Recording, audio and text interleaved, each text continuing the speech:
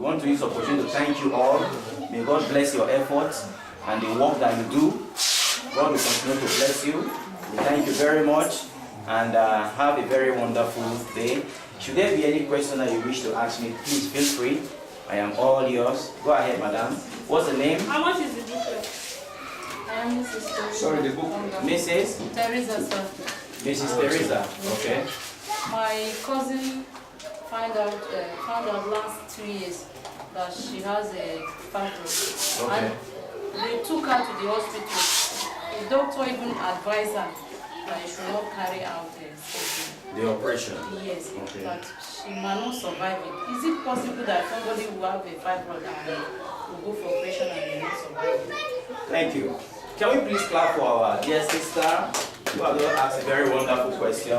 Yes, indeed. You know, anything that has to do with operation, you know, it has again to do with your lifestyle. If somebody have high blood pressure, for example, and then you operate on such a person, you are endangering that person's life. In most cases, when you take somebody that need operation to the hospital, they will check their blood pressure level.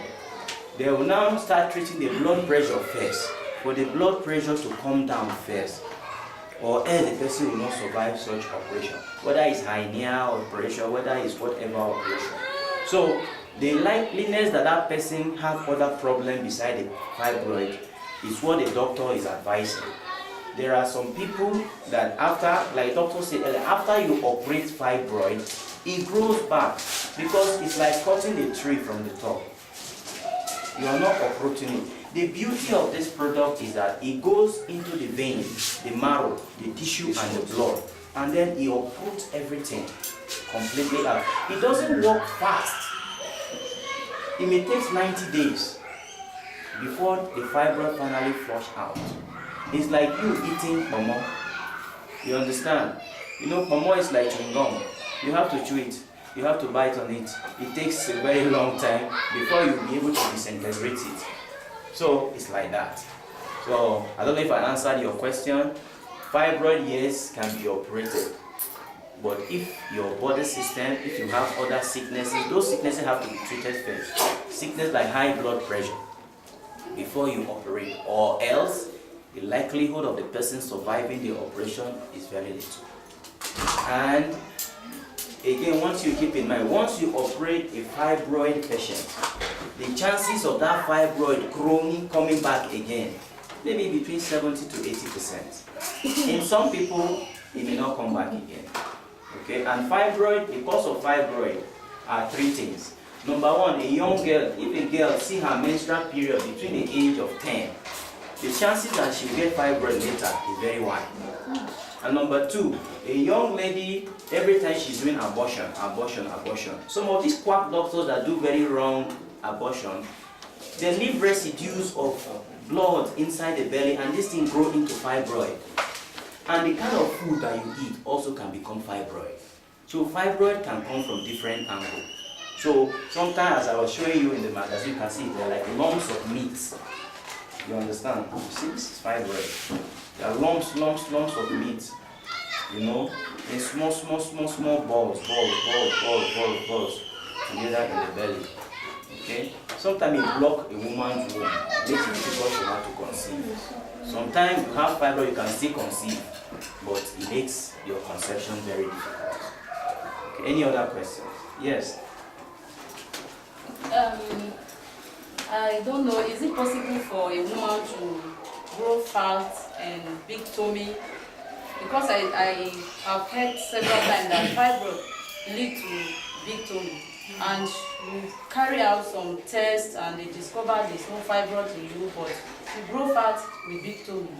Is it possible for someone to have big tummy without fibroid? Yes, it's possible. You see, because of big tummy or big stomach, sometimes it could be gas. Or maybe some people eat very late at night. You don't have enough time for the food to digest properly. And maybe you eat around 11 apple. You understand? Or gari, around 11, 12, midnight, you know, so by the time you go and sleep, that starchy substance that you have just swallowed, you can't digest it very well. And before you know it, you are, creating all kind of starchy environment in your system. And your stomach will be growing fatter.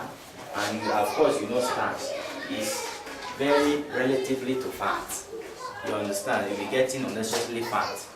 And your stomach will be bulging, like those people that take a lot of beer and a lot of things that have, even if you are drinking like Coke, Fanta, you see when you open, you hear gas. These are gaseous drink.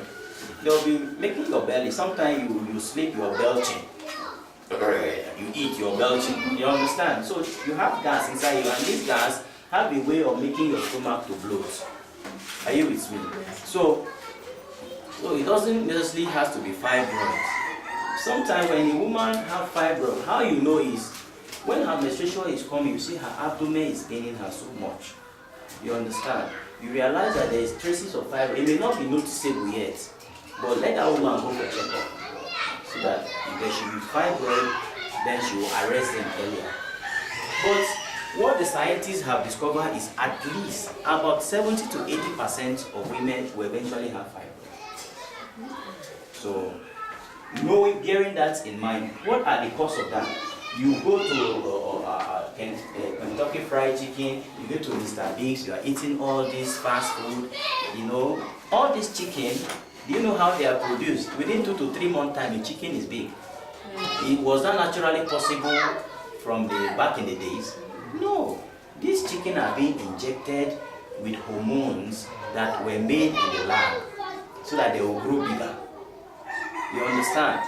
The way this chicken is growing bigger because of the chemical injection they give to them, when you eat this chicken, you're also swallowing that chemical. So some of this chemical also are becoming something else in your body. Before you know, your heart is enlarging, your liver is enlarging, your botox is growing, everything is growing. So you think it's fun and it's fun, but actually these are chemicals. So the kind of food that you put inside your belly should be watched. One of the best things that you do to yourself, like the doctor says, drink a lot of water, eat a lot of fruit and vegetable, find time to exercise and find time to rest. If you will do these things, you will live longer. Okay? And these are natural approaches. So even the woman who has experiences spontaneous miscarriages would want to have victory. Any other person? Yes, sir. Please. Let somebody ask first. Let somebody ask first.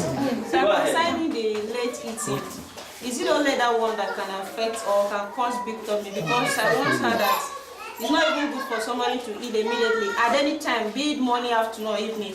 You just finish eating and you lie down. That also can cause big tummy. Yes. So I don't know, is it only the late eating? You are very correct in a sense. When you eat, right away, please sit up for a while. Let the food digest properly. You understand? As you see, the organs, they are like mechanisms in the body, and each of these mechanisms, these spare parts, they are working 24 hours long. So even when we lie down sleeping, they are still busy working. So, but when you sit up straight, they work more faster than when you lie down. Okay? So when you lie down, all your body organs are aware, because you see, they are like a computer. Everything you do sends a signal to them. So when you sit up straight, that means you are still awake. Some of them now, they go into their full operational mode. But when you lie down, they reduce their interactivity among themselves. So when you eat, the best thing to do is take a walk, move around, clean your house, do something, at least engage yourself in one activity or the other, all in the purpose of helping your digestion. Okay? So, any other question? Yes. Concerning hepatitis B. Yes, hepatitis. Hepatitis B. Yes. That that lead to swelling of belly or someone? Doctor, is that possible?